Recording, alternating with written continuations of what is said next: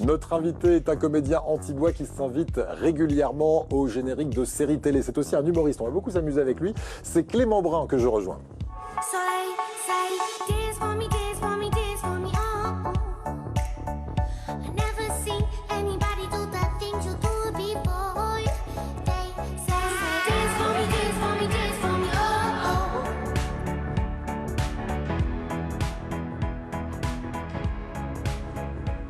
Salut l'équipe et bonjour Clément Brun, comment ça va? Très bien. Clément Brun en spectacle prochainement avec son tout dernier one-man show, le 4e du nom, Clément Brun explose. Tout un programme qu'on va détailler dans un instant. Mais juste avant, on va faire le tour de table de ceux qui vous entourent. Bien sûr, avec grand plaisir. Alors allons-y, il y a tout d'abord notre diététicienne et on va jouer aujourd'hui. Vous faites attention un petit peu à votre ligne, à votre alimentation, Clément? J'essaye, oui. Ouais. Très sportif, oui. Oui, Ouais. on n'y croit pas une seconde. Non, pas du tout. Donc, on va jouer avec un quiz diététique, c'est ça? C'est bien ça. Aujourd'hui, je teste vos compétences, vos connaissances en diététique. Bon, d'accord, ben voilà. Les questions sont pas trop dures, ça va? J'ai choisi Oui. les plus difficiles rien que pour vous. Mais évidemment, et on va jouer ensemble à la maison. Et puis lui va cuisiner pour vous en direct. Mais attention, c'est du sain, c'est du très très bon, puisque c'est un gastronome qui est avec nous, David Carré, le chef du Carré d'Ange à Montauroux dans le Var. Bonjour David.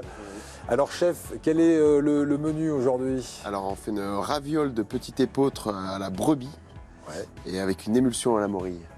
Voilà. Émulsion à la morille. Donc la morille, c'est bien de saison, on est d'accord que c'est un Exactement, champignon de ouais. printemps, la morille. Exactement, dans le métier on l'appelle la belle de printemps. Voilà, à la fonte des neiges, les morilles elles sortent. Voilà, alors rappelez-nous un peu les ingrédients et surtout dites-nous qu'ils viennent d'ici pour la plupart d'entre eux, j'ai l'impression en tout cas. Voilà, tout à fait. Alors déjà on a la farine de petit épeautre qui vient bio, qui vient du Mont Ventoux. Après, on a les noix, on a les œufs qui sont du canton de Fayence. Et ici, je travaille avec la fromagerie de la ferme des Claos à Fayence qui me donne un joli fromage de brebis frais. Très bien. On va vous donner un top départ très officiel pour cette Ouais. recette qu'on va suivre en fil rouge. Vous nous donnerez les trucs et astuces, les tours de main pour bien la réussir. Et on la rappelle parce que rien que le titre fait rêver, raviole de brebis aux noix, émulsion de morille. Top départ et à tout de suite David pour la première étape de cette recette. Clément Brun, vous vous définissez comment comédien, humoriste, vous faites la différence entre les deux appellations, vous? Non, parce qu'en fait, ça reste tout le temps le même métier. C'est la même chose. Après, c'est comme faire du futsal ou du football ou du beach soccer. Ça reste quand même la même base. Après, effectivement, on a tendance à mettre un peu des cases. Mais moi, j'ai toujours voulu faire plein de choses différentes. C'est des exercices différents. Donc, c'est toujours plaisant. Donc, non, comédien, je pense que c'est le terme générique. Ouais. Une formation à Antibes, une médaille d'or au conservatoire conservatoire. d'Antibes. Vous êtes ensuite parti à Paris. Ouais. Les cours de Jean-Laurent Cochet, c'est ça? Ouais, je suis pas resté très longtemps. Je suis redescendu parce que Paris, il faut de l'argent. Ouais.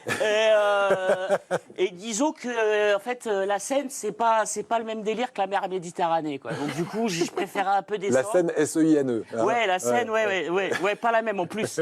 Et puis du coup, j'ai travaillé au Trésor public de Nice. Et ça m'a beaucoup inspiré. C'est vrai? Ouais, non. Parce que moi, je sais que vous êtes revenu ensuite à Nice pour parachever J'ai votre fait 2 formation mois. au Théâtre National de Nice. Aussi. Donc ça veut dire que les impôts vous ont vacciné, vous ont fait dire la scène, c'est plus mon truc. Oui, ça a été, C'est ça. ça a été une révélation. Et puis ça, surtout, je leur dois beaucoup parce ils ont des vannes, ils sont drôles, il y a une bonne ambiance, il y a une très bonne ambiance. Mais c'est vrai que c'était rigolo et ça m'a permis, on va être comédien. Je me suis Oui. dit, c'est mieux, ouais. Ouais, je suis sûr que vous vous êtes inspiré, enfin je le sais de source sûre, que vous êtes inspiré justement de ce travail que vous avez eu pour vos spectacles et on y reviendra tout à l'heure. J'ai dit aussi dans le sommaire que l'on vous voyait régulièrement au générique de séries de télé. En France, vous avez participé à combien de séries, vous avez compté? Alors, j'ai fait une vingtaine, plus d'une vingtaine. Une vingtaine de séries. Une vingtaine, ouais. Quelle est la série qui vous a le plus marqué? Quel est le rôle qui vous a le plus plu parmi tous ceux que vous avez incarnés? Si je dis le gendarme geek dans section de recherche. Alors, le gendarme geek dans section de recherche, non, c'était... j'étais pas gendarme dans section de recherche, c'était dans Nos Limites, Dans nos limites. Où j'étais un policier, mais j'ai aussi fait gendarme, où j'étais un militaire, là. Donc dans la série où c'est des gendarmes. Et d'ailleurs, la vraie anecdote, parce que c'est une vraie anecdote, c'est que la directrice casting me dit, c'est formidable, le rôle, il est pour toi, on te prend, je t'appelle, il n'y a que toi qui peux le faire, Clément, c'est formidable. Elle m'envoie, je suis pris d'office, je fais un essai, mais je suis pris d'office, je découvre la scène, je la lis, et là, et c'est véridique. C'est dans mon spectacle, mais c'est vrai. Je découvre que il a des problèmes intestinaux, en fait, le personnage. Voilà. Donc elle m'avait dit, c'est toi, t'es magnifique. Et en fait, quand j'ai lu la scène, j'étais un peu surpris. Je me suis dit, bon, ok, je sais pas comment le faire. Mais la vraie, le vrai tournage, c'était No Limites, que j'ai beaucoup aimé. Puisque c'était une série produite par Besson avec Vincent Elbaz. J'ai tourné 3 ans. C'était tourné à Marseille. J'étais un policier un peu geek, assistant. Après, j'ai fait effectivement plusieurs épisodes de section de recherche, des meurtres sur France 3. Ouais, meurtre à Grasse notamment. Meurtre à Grasse et au Mont Ventoux. On reste dans le. Là, je tuais quelqu'un, donc c'était très plaisant à faire aussi. C'est pas très rassurant tout ça. Hein. Oui. Non, mais il aime les rôles un peu de schizophrène, de psychopathe. C'est ça qui est intéressant. Il est excellent d'ailleurs dans ce registre-là aussi. C'est difficile quand on n'habite pas à Paris, justement, de décrocher ce genre de rôle. Alors oui et non, parce que effectivement, si vous n'êtes pas à Paris, on peut dire il n'est pas comédien. Mais après, moi, j'ai mon agent sur Paris, je fais régulièrement la navette. Après, il y a beaucoup de tournages en région aussi qui se font. Après, moi, je suis quelqu'un qui bouge, c'est-à-dire que j'ai mon camp de base dans le sud, mais je me contente pas justement à avoir une actualité, on va dire, sans être péjoratif, mais locale. Le but, c'est de faire un maximum de choses. Et là, je suis plutôt content parce qu'on m'a appelé pour faire une voix pour une pub internationale d'une marque de sport très connu, d'un équipementier. Il y a des tournages pour des rôles importants, des castings pour des rôles importants. Donc en fait, c'est pas incompatible. Et puis à l'heure actuelle, maintenant, on peut envoyer ce qu'on appelle des self-tapes. Donc c'est des vidéos où on se filme. On peut faire les castings, mais on peut aussi envoyer. Donc tout ça fait qu'en fait, c'est pas vraiment incompatible. Voilà, d'être à Antibes, d'être en région et de participer bouger, à ces castings aujourd'hui avec les moyens de communication modernes. C'est ça. Les castings, ça vous plaît ou c'est un peu l'angoisse pour vous, le parcours du combattant ? Alors, c'est pas le parcours du combattant, parce que c'est quand même très plaisant, en fait, hein, quand vous êtes sur des projets, qu'on se dit, on a pensé à vous. Voilà, dernièrement, j'ai fait un casting pour Gilles Lelouch, un rôle sympa, vous vous dites, c'est quand même pas rien. Après, c'est assez stressant, parce que c'est vrai que vous avez l'impression de jouer votre vie. Enfin, moi, j'ai l'impression de jouer ma vie en disant, c'est peut-être l'opportunité. Et puis après, parfois, vous n'êtes pas pris. Mais en fait, le plus important, c'est de faire des castings. C'est ce que je disais avec ma metteur en scène, c'est qu'en fait, le plus important, c'est de régulièrement en fait, être appelé. Plus vous êtes appelé, on vous rappelle en plus. Donc, il faut rester dans cette dynamique et il faut apprendre surtout à se contenter de ce qu'on a et voir le positif partout. Et je pense que c'est ça qui fait que c'est plutôt plaisant. Moi, j'aime faire des castings, c'est des personnages, je tente des personnages. On m'appelle pour des personnages des fois où je me dis ça peut pas être moi, mais je l'ai fait. Donc ça peut être très intéressant. Et ça apprend l'humilité, tout ça. Notre région est une région propice au tournage, au casting, parce qu'ils sont très très nombreux, ces castings un peu partout, en Provence, en Côte d'Azur. Est-ce que vous avez, vous, qui adorez faire de la télé, Madame la diététicienne, fait des petits rôles de figurants? Ça vous est arrivé, ça, déjà, au cinéma, à la télé, non? Non, pas du tout, mais j'ai des patients qui travaillent justement dans le casting, dans le cinéma, donc je m'en rapproche un petit peu de la lumière. Non, je ne suis pas là-dedans. Alors, ces castings attirent effectivement à la fois des professionnels comme vous, Clément, mais aussi des amateurs pour des rôles de figurants ou de silhouettes. Silhouette, c'est quand le figurant parle un petit peu, c'est ça dans le silhouette, film? En fait, c'est quand on le voit vraiment en gros plan. Après, il y a maintenant la silhouette parlante, c'est quand vous avez un mot, une phrase, un bonjour. Mais en fait, la silhouette, pour bien résumer, c'est quand on vous voit en grand plan. Voilà, là, je suis silhouette. D'accord. Et quand je parle, je suis rôle. Ok. Et comme on va le voir dans ce reportage, les castings, c'est parfois un peu jouer sa vie, mais c'est aussi parfois de grand bonheur pour les amateurs. Ça va vous rappeler de bons souvenirs, regardez. Et vous me dites des castings, vous en faites tous les mois pratiquement? Ouais. Là, les derniers en date, c'était quoi par exemple? C'était pour Gilles Lelouch, après plusieurs séries d'une chaîne concurrente. On va dire les cousins de la série Plus belle la vie. Donc pas mal, et puis régulièrement, et puis parfois quand c'est des séries dites quotidiennes, ce qui peut être un si grand soleil aussi, ils vous rappellent régulièrement parce qu'il faut changer régulièrement, donc vous faites plusieurs essais, on vous rappelle, donc après ça vient régulièrement, mais Parfois on est pris, parfois on n'est pas pris. Voilà, il ne faut pas se décourager. Non, en fait, le but, c'est de se dire qu'on n'a rien à se reprocher, qu'on a fait le job.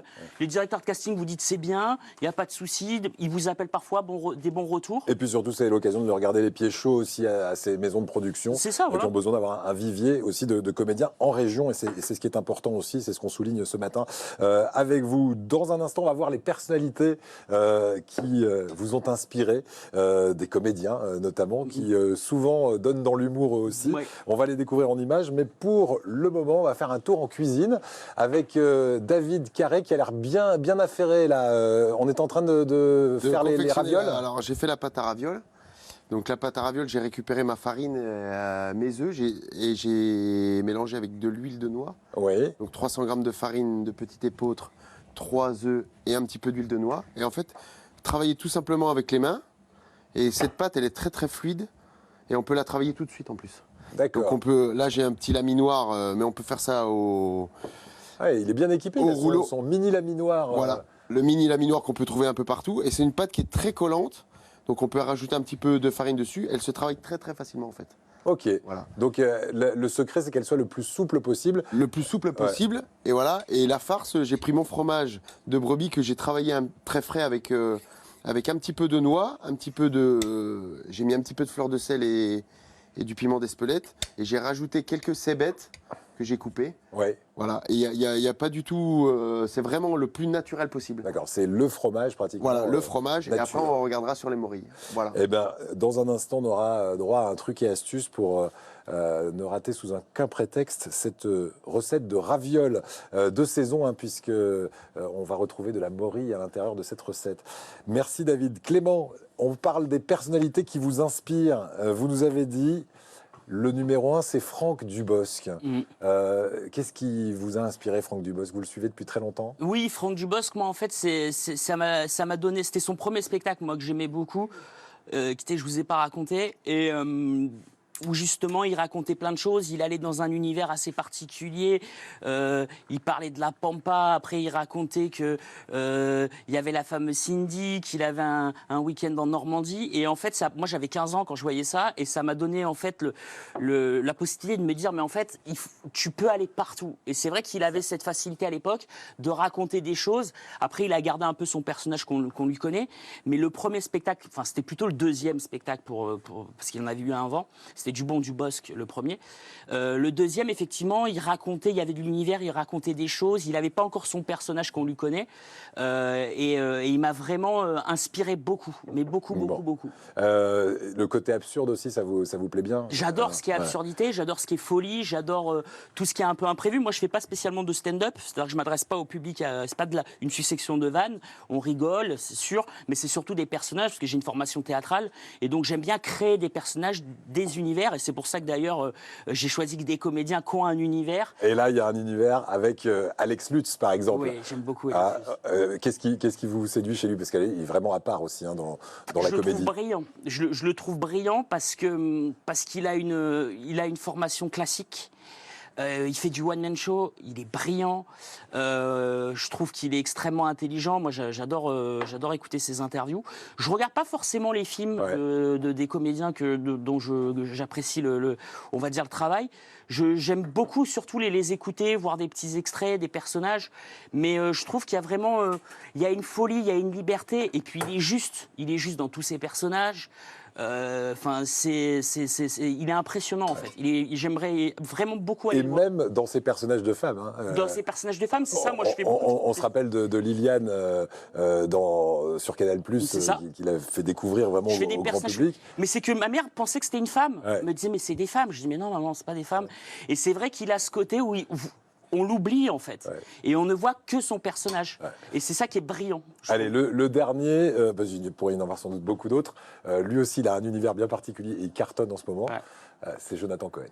Jonathan Cohen, moi je trouve qu'il est fabuleux parce qu'il a un phrasé magnifique, il a un débit de parole magnifique, et puis je trouve que pour tout comédien, c'est vraiment de l'espoir. C'est-à-dire qu'en fait, Jonathan Cohen, il a commencé en 2000 je crois, Il était rentré au Conservatoire national et il a percé 15 ans après, 16 ans après. C'était toujours le même comédien. Enfin, je n'ai pas vécu avec lui, mais c'était toujours le même comédien. Et ça a mis du temps à arriver. Et c'est vrai que quand vous voyez ce qu'il fait, Serge Le Mito, je ne sais pas si vous connaissez, où il fait des personnages qui racontent justement qu'il a travaillé pour la NASA. Il est brillant, il a un phrasé magnifique aussi. C'est des comédiens, en fait, qui ont chacun un univers et qui ont une vraie passion pour ce métier et une forme de folie que moi, j'adore. Et vous la voyez, la passion qui passe là dans ses yeux quand il parle. Il est tout le temps comme ça, Clément. On va retrouver un peu de ces trois-là dans votre one-man show à Valbonne, samedi 25 mars.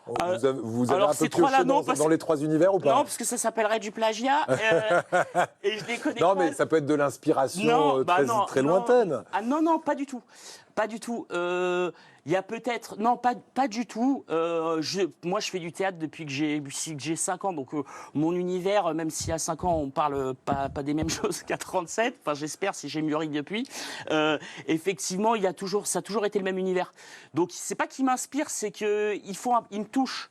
Il me rappelle des choses dans leurs propos, je m'identifie. Et lui aussi, il est touchant, tout en étant très drôle. Alors, on n'a pas, puisqu'elle n'existe pas, la bande-annonce du spectacle qui sera dévoilé pour la première fois ce mois-ci du côté de Valbonne. Mais vous me dites c'est la suite du précédent spectacle, votre one-man show qui s'appelait Je t'aime d'humour. Alors, pour se mettre dans l'ambiance et dans l'univers Clément Brun, voici un extrait de Je t'aime d'humour, son dernier one-man show avant celui qui sera inauguré à Valbonne le 25 mars. Regardez. T'es au chômage, va à la plage, merde!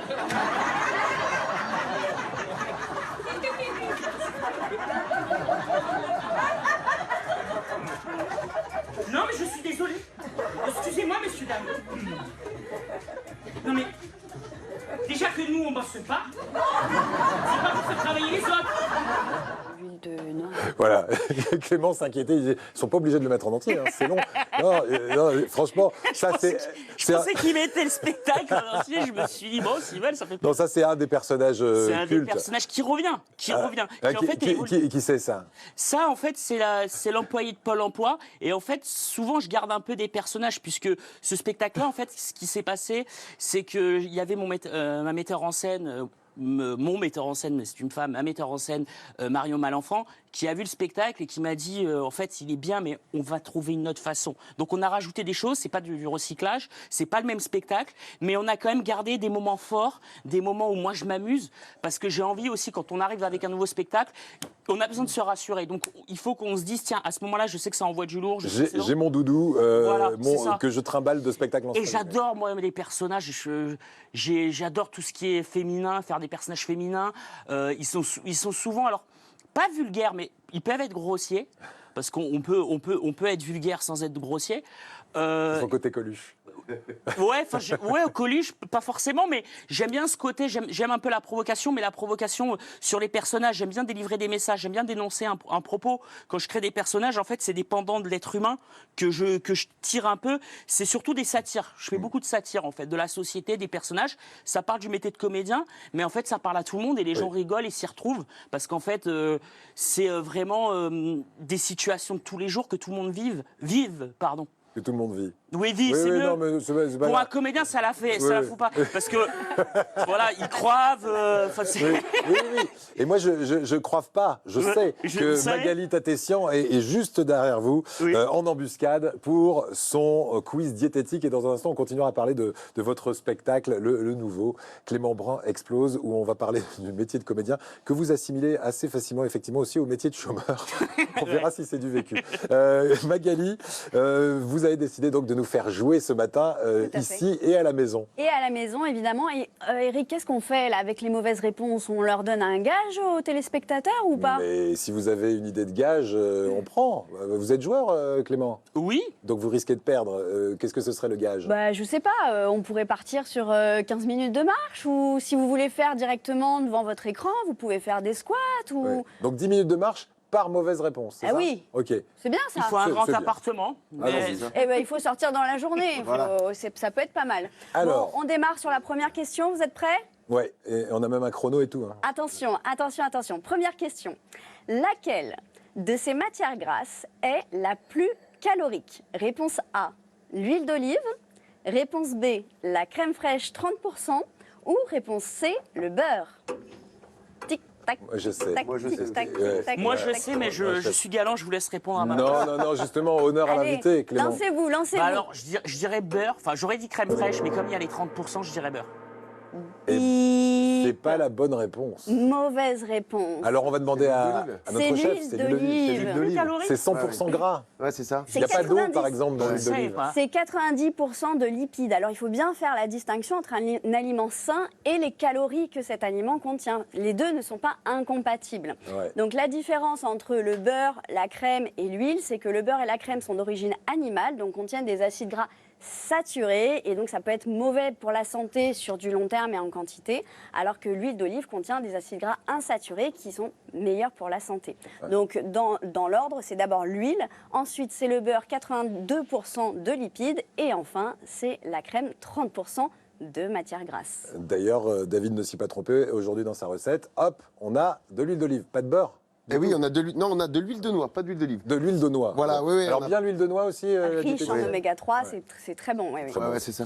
Et on fait bien la distinction, enfin on fait de toutes les huiles contiennent 90% de lipides. Hein. Forcément. C'est pas parce que l'huile C'est du gras c'est et bon, uniquement du gras. ça reste du gras. Je peux commencer à faire mes 10 minutes.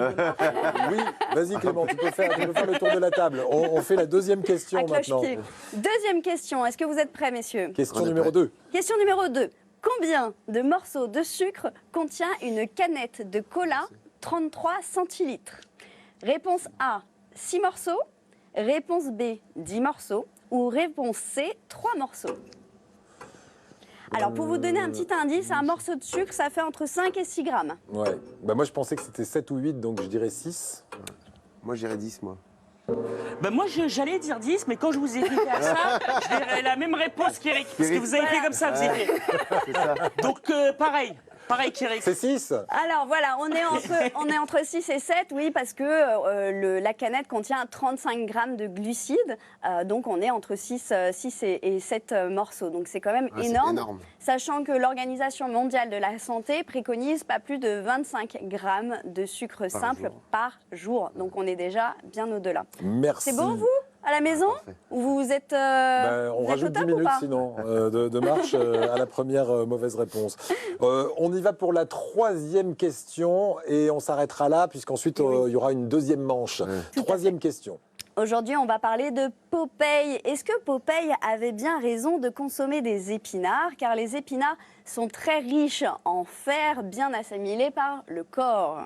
Est-ce que c'est vrai ou est-ce que c'est faux? C'est vrai.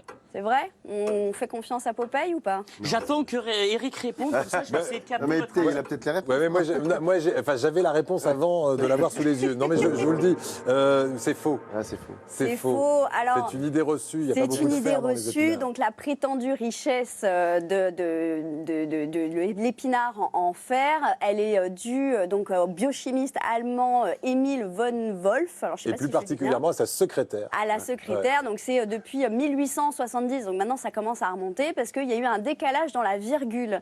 Donc en fait, ils ont noté que les épinards contiennent donc 27 mg par 100 g de produit au lieu de 2,7. Voilà. Et je vais même aller au-delà. Et il se trouve que donc, déjà, ça ne contient pas beaucoup de fer, mais en plus, c'est un fer pas bien assimilé par le corps, jusqu'à 10% seulement. On appelle ça le fer non héminique, contrairement aux produits d'origine animale qui vont jusqu'à 25% d'assimilation. Voilà, donc on préfère les œufs, la viande, le poisson et puis les légumes secs aussi. Hein. Les Il légumes paraît qu'il y en a secs plus aussi. que dans les épinards. Ben, merci beaucoup d'être revenu sur cette idée reçue. À tout à l'heure pour la deuxième partie de votre quiz, Magali. On va rester dans le domaine de la diététique et du plaisir aussi avec David Carré. Trucs et astuces, David, pour réussir ces ravioles de brebis. Alors, je vais vous montrer tout de suite. Donc, ma pâte, elle est très, très fluide, en fait. Voilà, elle se travaille très bien. Là, je l'ai étalée. Et en fait, vous mettez juste un petit peu de fromage que j'ai mélangé, donc je rappelle tout à l'heure, avec de la noix, du piment d'Espelette, un petit peu de sel et quelques cébettes que j'ai coupées. Et en fait, il y a juste à, comme elle est très souple, il y a juste à coller, il n'y a même pas besoin d'eau. Voilà. Et en fait, après, on l'emporte-pièce ou on la coupe au couteau. Et ça fait des ravioles très très simples. Voilà, il y a juste à les cuire après 1 minute dans l'eau. Oh là là. Et le fromage, le fromage, il va être très moelleux à la cuisson. Et après, je vous ferai voir comment on fait les morilles. Eh ben écoutez, Voilà. on fait ça tout à l'heure. Voilà, super. Merci beaucoup David. Clément, votre spectacle, c'est votre 4e one-man show déjà. Ils sont souvent autobiographiques, hein, ces spectacles. Ils évoluent du coup avec le temps, c'est ce que Ils vous évoluent disiez. avec le temps. Après, j'ai toujours beaucoup de pudeur pour parler de certaines choses. Donc oui, il est autobiographique sur certains points. Après, il y a des personnages qui parfois ont un lien de parenté avec moi, ce qui n'est pas forcément le cas. Mais c'est vrai que souvent, il y a des allusions. Parfois, j'ai un peu cette pudeur. C'est-à-dire que je vais dire ma mère a dit ça, alors qu'en fait, c'est mon père qui l'a dit. Je vais un peu brouiller les pistes. Mais oui, ça parle de moi. C'est un peu ce qu'on traverse tous. C'est que parfois, voilà, on se pose des questions sur qui on est, est-ce qu'on a fait les bons choix, qu'est-ce qui serait passé si on avait pris une décision plutôt qu'une autre, etc. Et en fait, c'est ça, c'est un jeune comédien qui se pose des questions et qui va raconter son parcours. C'est une psychanalyse un peu sur scène. pas Moins cher du coup, c'est les gens qui payent. Non, c'est pas une psychanalyse. C'est simplement justement le fait d'avoir du recul et de s'amuser sur ses propos, sur ses démons. Et en plus, ça parle à tout le monde. Tout le monde, il y a beaucoup de gens qui se reconvertissent dans leur métier, mais ça reste très drôle, ça reste très hilarant et ça parle du métier de comédien et de tous ces personnages, que ça soit, voilà, le métier de comédien, par exemple, un peu la galère. Je suis en popcorn, je vends des popcorn dans un supermarché, j'ai rendez-vous à Pôle emploi avec une femme pas très sympathique, j'ai un agent foireux qui est mon oncle. Il y a pas mal de personnages un peu comme ça truculents et je prends beaucoup de plaisir et je m'amuse surtout. Voilà. Je prends beaucoup de Et plaisir. on va s'amuser avec un deuxième extrait, non pas du 4e, mais du 3e. Bien puisque, sûr. je le dis encore une fois, la bande-annonce n'existe pas. Ce sont vraiment ceux qui viendront voir à Valbonne qui vont découvrir le nouvel opus des Ça aventures reste de le Clément même Brun. univers, ça reste le même univers, ça reste dans la même lignée. Ouais. Extrait numéro 2 de Je t'aime d'humour, donc le précédent spectacle. Regardez. Ils sont où les gilets jaunes là ?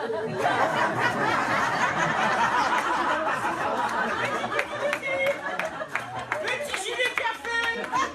Viens manger le petit gilet. Viens manger.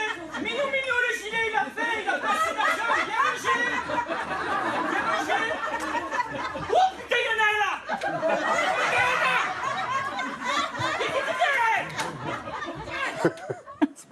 Donc, on est... voilà. C'est quoi ça? J'étais surtout intéressé par ce que vous disiez. Qu'est-ce que c'est? Ben ça, c'est un Parce qu'on personnage. parle beaucoup aussi pendant les prises. C'est les métiers que j'aurais pu faire. J'aurais pu être policier. Donc là, c'est effectivement, c'est un extrait. C'était pendant qu'il y avait eu les gilets jaunes. Après, je parlais du Covid. Donc là, c'est un policier.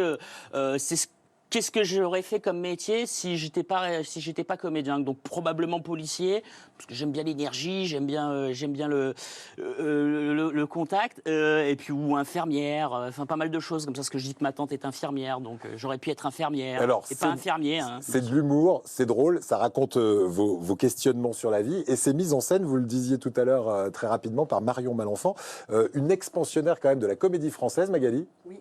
Quand même. Et elle a remporté un très joli prix au Molière. Alors elle a été nominée. Ouais, elle a été nominée. Mais moi, je lui donne, avec Ouais. grand plaisir, je lui donne tous les prix qu'elle veut. Elle a été nominée au Molière en tant que révélation féminine. Et c'est une comédienne formidable. Mais ça fait aucun doute. Et puis, c'est quelqu'un avec qui je m'entends très bien, avec qui on échange. Et c'est quelqu'un, j'ai souvent ce mot-là, mais brillante. Elle brille parce qu'en fait, elle met beaucoup de likes, non, mais très brillante. Et avec quelqu'un avec qui on s'amuse beaucoup, en fait. C'est plus de l'échange. Il y a plus de... Parce que je fais la mise en scène également du spectacle. Donc c'est plus un échange où on collabore, un œil extérieur. Elle me fait travailler sur des personnages. À un moment, il y a une tirade de Cyrano. Et en fait, c'est comme ça qu'elle m'a dit, on va commencer à travailler ensemble parce qu'elle me disait, c'est bien, mais tu dis pas tes pieds comme il faut. Donc elle m'a fait travailler un petit peu sur cette tirade. Et après, elle me dit, bon, on va partir sur le reste. Et donc, du coup, ça m'aide beaucoup. Et puis on voit qu'en fait, peu importe le niveau de comédien ou la carrière, on vit tous les mêmes choses. Ça revient très souvent, je disais, comédien égale chômeur dans vos Bien sûr. spectacles dès le premier. Et est-ce que dans le dernier, on parle encore de chômage? C'est du vécu, ça, vraiment? Ouais, bah oui, parce que quand C'est vous aussi êtes- la galère, ce parce métier. Bah c'est pas que c'est la galère, mais quand vous dites vous faites quoi dans le comédien, d'accord, mais sinon, enfin, j'ai pas demandé ton hobby en fait. Tu fais quoi d'autre? C'est vrai que c'est un peu assimilé à la galère parce que les les gens en fait pensent qu'être comédien c'est uniquement être célèbre et que si vous n'êtes pas célèbre, vous travaillez pas forcément, ce qui n'est pas le cas. Non. Et puis il y a des gens qui sont célèbres qui travaillent plus. Et donc moi je m'amuse de ça. Et puis après oui, il y a des moments difficiles. C'est pas forcément des moments que j'ai traversés. J'ai pas fait le popcorn, j'ai pas fait le Père Noël, même si mon père voulait que je fasse le Père Noël. Le parce qu'il popcorn, c'est l'homme sandwich. Hein. Ouais, voilà, Ouais. c'est l'homme sandwich. J'ai pas fait le Père Noël non plus. Mon père me disait fais-le, on sait jamais, tu vas peut-être rencontrer le fils d'un réalisateur connu. À Antibes, ça me paraît compliqué. Bon, plus à Cannes au mois de mai, mais bon. Ouais, au mois de mai, Noël, ouais, bien, ouais. Et c'est pour ça qu'en fait, j'ai jamais. Non, mais et c'est vrai qu'effectivement, il y a beaucoup de clichés et je m'en amuse aussi. Et puis en même temps, c'est tellement drôle de parler des galères. C'est ce qui fait rire les galères. Si vous parlez que tout va bien, c'est pas forcément très intéressant. C'est important justement d'avoir une complexité sur un personnage, d'avoir des pendants, avoir un caractère bien trempé et avoir un peu des dilemmes. Et dans le jeu, c'est tellement plaisant en fait. Et c'est ça qui fait toute la diversité de votre spectacle et cette vérité aussi qu'il y a à l'intérieur du spectacle, tout en étant très drôle, parce que vraiment vous allez voir un one-man show truculent. Merci Clément. On va dans un instant revenir à Valbonne, mais juste avant, eh bien, deuxième partie de ce quiz. Magali, qui est très dissipée ce matin. Hein. Pendant que vous parlez, elle regarde à droite, à gauche, elle des plaisante avec grimaces. Vanessa. Ça va, c'est la fête hein, aujourd'hui. Bon, alors, C'est la Magali. reprise, Eric, c'est la reprise. Alors, Promis, je deuxième me tiens partie bien. Du quiz diététique. On commence par une question sur les féculents. Oui, les féculents, on dit que les féculents le soir, ça fait grossir. Qu'est-ce qu'on en pense? Est-ce que c'est vrai ou est-ce que c'est faux? Je pense que c'est vrai. Des féculents le soir, ça fait grossir. Moi, je dirais vrai. Tic-tac, Non tic-tac. Moi, j'irais faux. Faux. Faux. Ah ouais. C'est fini ça, Eric. On le dit plus, ça. C'était Bon, alors, avant. Faux, bien sûr. Donc, je commence à tourner 10 minutes. hein, c'est ça Ok, allez-y, dites-moi pourquoi. dites-moi Alors, pourquoi. 40 minutes. Mais- Alors, quoi c'est un 10 minutes équilibre, de marche. c'est un équilibre à avoir sur la journée et même au-delà, sur la semaine. C'est Ouais. pas parce que vous mangez des pâtes ou moi j'aime bien dire à mes patients que vous mangez votre raclette le matin, le midi ou le soir, le Vous les lendemain mangez, matin, ouais, vous non. les avez toujours dans les fesses. C'est clair. Très bien, allez, c'est D'accord. bien, c'est bien dit. Vous leur parlez comme ça. Non, mais en même temps, c'est choquant. C'est vrai que quand t'entends ça, tu te dis, on va peut-être laisser la raclette. Voilà. Au moins, tu retiens l'info. Ah, tu te dis, ouais, effectivement, non. C'est la petite notion de plaisir. Mais non, Allez. on peut manger des pâtes le soir si on en a envie. Mais pas Tout avec est de la une crème. question, tout est une Équilibre. question d'équilibre et de quantité et de fréquence. Alors, dernière question. Elle porte sur les vitamines. Vitamine C, concentrez-vous, c'est la plus importante. Ah ouais Question 5. Lequel de ces aliments est le plus riche en vitamine C? Réponse A, le citron. Réponse B, le kiwi. Ou réponse C, le poivron. Tic-tac. J'hésite moi, entre le kiwi et le poivron. J'irais le kiwi, moi. Le kiwi, Moi, je vois pas ce que le poivron fait là, alors je dirais le poivron. le poivron. Très antioxydant le poivron, mais moi je dirais le kiwi quand même. Allez, c'est fini. Vous êtes sûr de votre choix? Ouais. Ouais. Sûr? Bah, Eh bien, c'est le poivron. c'est le poivron qui est plus riche en Eh vitamine ouais, C. mais qu'est-ce qu'il fout là, Très sinon antioxydant. Mais qu'est-ce qu'il effectivement. fait là, sinon c'est logique, ça sert à rien, sinon. Le poivron jaune, poivron ouais. rouge contient énormément de vitamine C, 180 mg pour 100 g de produit, contre 90 pour le kiwi et peu que 53 Ouais, pour le citron. mg pour le citron. Donc attention, la vitamine C est très sensible. Elle est sensible à l'eau, à l'air et à la chaleur. Donc il vaut mieux avoir un produit plutôt cru pour bénéficier donc, de tous ces bienfaits. À savoir quand même qu'un aliment peut perdre jusqu'à 50% de ses vitamines si on le laisse un peu trop longtemps dans le frigo ou délaissé. Donc faites attention à la vitamine C qui est très sensible et qui a besoin d'être consommée immédiatement. Merci beaucoup. David, vous pouvez commencer à dresser. On va dresse. passer à la dégustation Ouais. dans quelques minutes, le temps de montrer quelques photos à Clément Brun. J'ai sélectionné des photos de personnalités, Clément, avec lesquelles vous avez travaillé. Je vous montre ces photos et vous me dites dans quelles circonstances vous avez connu ces personnalités. Alors on va commencer par un trio ici. Qui sont ces personnages et notamment un grand réalisateur français qu'on reconnaît Alors, c'est à Georges droite. Lautner, Michel Larosa, qui était présentateur télé, et Daniel Rousseau. Et donc, en fait, ça, c'était en 2013. J'ai eu la chance que mon premier one-man show soit adapté en court-métrage et d'avoir l'intervention de Georges Lautner, qui était réalisateur notamment avec Belmondo, qui a fait énormément de films, et qui est niçois, surtout. Et donc, en fait, il est venu comme ça, un petit clin d'œil. Et là, pareil, c'était déjà les prémices. C'est que je raconte que je suis comédien et en fait, on me voit partout. Et c'est pas vrai. En fait, je m'incruste partout dans les trucs. Je suis serveur. Après, on me voit. Je suis réceptionniste. Et en fait, je traque tout le monde comme ça. Toutes ces personnalités-là, je les traque. Donc, c'était assez rigolo. Et Daniel Russo, justement, est venu en disant si Georges le fait, je le fais. Comme ça, je serai avec Georges. Ça me fait plaisir. Donc, ça a été. Ils ont fait ça vraiment. Ça a été très agréable et ils ont fait ça gentiment et gracieusement. Et je les remercie vraiment beaucoup pour ça. Et très amicalement aussi. Clément, on va passer à la dégustation et puis dans un instant, on ira voir vos coins de paradis sur la Côte Bien sûr. d'Azur. Je pense qu'il y a du Antibes là derrière. Bien sûr. On va découvrir ça dans un instant. On rappelle le titre de la recette déjà pour faire saliver tout le monde. Alors, c'est une raviole de brebis, de fromage de brebis avec une émulsion morille. Voilà. Voilà. Alors l'émulsion Maury, vous êtes en train de mettre Alors, en la fait, dernière voilà, main, les morilles, je les ai juste lavés, tombés au beurre, avec un tout petit peu de sel et de l'eau. J'ai récupéré mon eau de cuisson, voilà, de morille, à laquelle je rajoute de l'huile de doigt et on va juste émulsionner, en fait. C'est vraiment très... Il n'y a pas de crème, c'est vraiment le plus diététique possible. On va juste émulsionner, c'est pour amener... pour mélanger, et il va y avoir l'odeur de l'huile de noix qui va arriver. Et en fait, là, je vais juste recouvrir ma raviole. J'ai mis un petit peu de noix pour amener ce côté croquant. Et ça va se mélanger avec la morille. on va avoir droit à un nuage Voilà, de un petit morille nuage.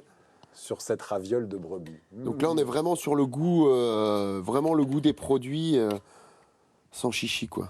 Il y a deux chefs, vous, qui vous ont inspiré.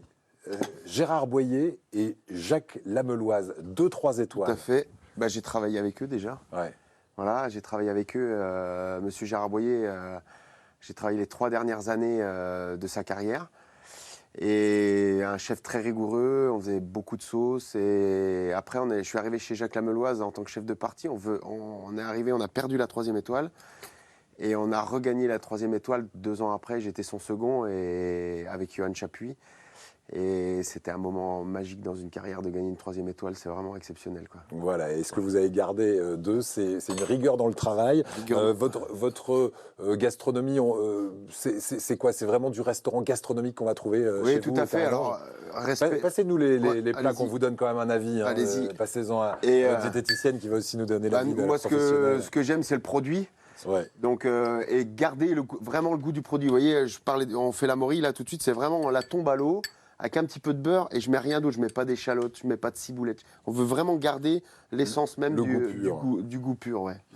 Alors, on donne un avis peut-être quand même. Allez-y. Bah, c'est bon. C'est bon. Non, Très, non, très non. Là aussi, c'est un avis très, très, très simple. Non, non, mais il faut. Tu veux Non, bien mais c'est dire fabuleux. Moi, je suis experte en ravioles et je trouve que l'huile de noix, j'ai pas réussi à le dire tout à l'heure, mais l'huile de noix, je trouve que ça change tout, en fait, dans la pâte, dans la sauce. C'est fabuleux. Et cette pâte à ravioles, on peut la faire, la laisser au frigo quelques jours dans un film.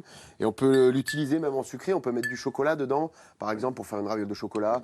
Bon, là, j'ai mis un fromage, mais on peut faire un tout autre appareil pour travailler. C'est vraiment une pâte qu'on peut faire à la maison, très simple et très vite faite, en fait. On Et se c'est régale. c'est Merci facile. beaucoup, C'est David. facile, elle colle pas, elle va. C'est vraiment super bon. Et on retrouve, j'imagine ça, à la carte du Carré d'Ange, votre restaurant. Tout à Merci fait. beaucoup, Merci. David. Et c'est à Montauroux, dans le Var, qu'on va vous retrouver. On salue d'ailleurs tous les habitants de Montauroux qui nous regardent. Merci. En parlant de Montauroux, on va repartir à Antibes pour votre coin de paradis. Il est où le coin de paradis de Clément Brun à Antibes? Bah, il y a le phare de la Garoupe et il y a aussi la plage de la Garoupe. Donc c'est le même coin. C'est Voilà, là. c'est génial, moi, j'adore. Mais pendant une période, je travaillais beaucoup l'été, donc je partais pas en vacances. Et on me disait, mais tu pars pas en vacances? Je dis, mais non, j'habite une destination de vacances. Voilà, donc j'ai pas besoin de partir. C'est effectivement. merveilleux, moi j'adore parce que ça fait vraiment sauvage et ça reste pur et c'est vraiment un coin moi qui... Sauvage et pur, ça le définit complètement. Ouais. Et si vous avez envie d'aller le voir et de vous amuser beaucoup, Clément Brun explose. Et il y a de la profondeur aussi dans ce spectacle. Merci. Le 25 mars et le 14 avril au Petit Théâtre de Valbonne. Merci d'avoir Merci été à avec vous, nous. merci beaucoup. Clément, merci David. Merci Merci. Merci d'avoir joué. également Magali. À demain, 10h. Salut à tous. Merci. Et bonne année.